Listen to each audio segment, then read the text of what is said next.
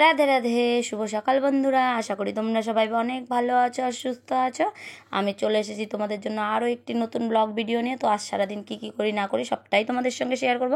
আর তোমরাও যদি দেখতে চাও অবশ্যই পাশে থাকো আর দেখতে থাকো, আর জানতে পারবে সারাদিন কী কী করেছি আর না করেছি। দেখো, সকাল 6:30 নাগাদ উঠে স্নান টান করে পরিষ্কার হয়ে নিয়েছি।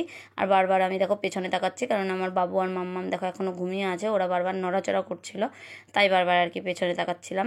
কেননা বাবু ঘুমের মধ্যে একটু পরপর প্যা প্যা করে ওঠে, আবার ওর পাশে শুতে হয়, এই আর কি। তারপরে দেখো এদিকে আমি আবার একটু গরম জল করে নিয়েছি, যেহেতু রাতে কিছু ভিজিয়ে রাখিনি জলের মধ্যে, তাই সকালবেলা শুধু আজকে গরম জলটাই খেয়েছি। এটার মধ্যে কিচ্ছু নেই, প্লেন গরম জল।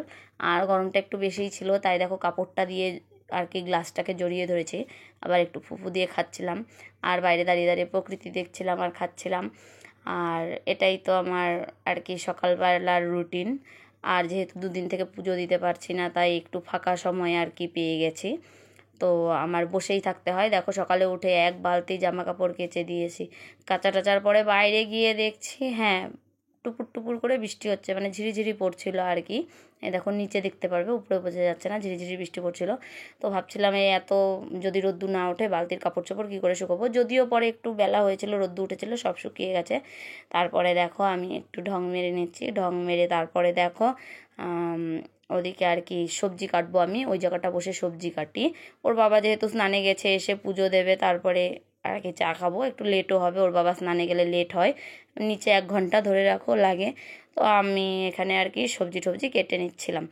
দেখো কী কী সবজি কেটেছি, পেঁয়াজ, রসুন, আদা, কাঁচা লঙ্কা, টমেটো একসাথে কেটে রেখেছি। আর এখানে গুট গুট করে আলু কেটে রেখেছি, আর নিচে ওই চচ্চড়ি কেটে রেখেছি। সেদিন ওর বাবা, বললাম না মাছ ছাড়া গুঁড়ো মাছের চচ্চড়ি করেছিলাম, এত ভালো হয়েছিল। ওর বাবা বলছিল আবার একদিন বানাতে।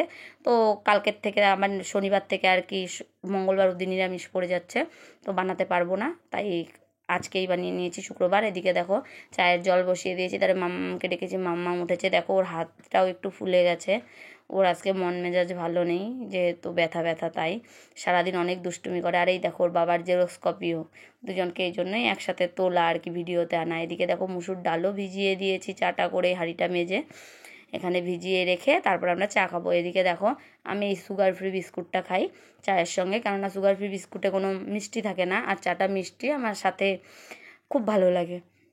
আর এদিকে দেখো আমাদের জন্য দুধ চা করে নিয়েছি, আর মাম্মামের জন্য লাল চা করেছি, কেননা কালকে রাত্রেও খায়নি, বলছিল পেট ব্যথা করে, বমি বমি পাচ্ছে। ওর ব্যথার থেকেই হয়তো ওরকম কিছু হয়েছে, বুঝতে পারিনি। তাই সকালবেলায় ডেকে উঠেছি যে আয় তুইও চা খা। তারপরে ব্রাশ ট্রাশ করে ও চা খেয়েছে। তারপরে দেখো দুপুরে রান্না বান্না করে আমার অবস্থা কাহিল হয়ে গেছে। ছেলেকে স্নান করিয়ে খাইয়ে দিয়েছে, ওর পিসি নিয়ে চলে গেছে। মেয়েও তো স্নান করেনি, ও ঘুমিয়ে গেছে। মেয়েকে ডেকে পরে খাইয়েছি, যদিও আমি একটু খেয়ে ঠেয়ে নিয়েছি। আর রান্নাটাও টেস্টি হয়েছিল। এদিকে ডাল বেটে বড়া টড়া করে তারপরে দেখো কী কী রান্না করেছি, ভাত, চচ্চড়ি, আর ডালের বড়া ভাজা, মুসুর ডালের আর কি, আর মুসুর ডালের বড়া করে তরকারি। তো এই ছিল আজকে আমার সারাদিনের ব্লগ ভিডিও শুক্রবারে। যদি তোমাদের ভালো লেগে থাকে অবশ্যই লাইক কমেন্ট শেয়ার করবে, আর চ্যানেলটিতে নতুন হয়ে থাকলে সাবস্ক্রাইব করবে। দেখা হবে পরের কোনো ভিডিও নিয়ে। এদিকে দেখো বড়াগুলো পুরো রসালো রসালো টুপটুপে হয়েছিল। তো চলো বন্ধুরা, আজ এই পর্যন্ত, টাটা, রাধে রাধে।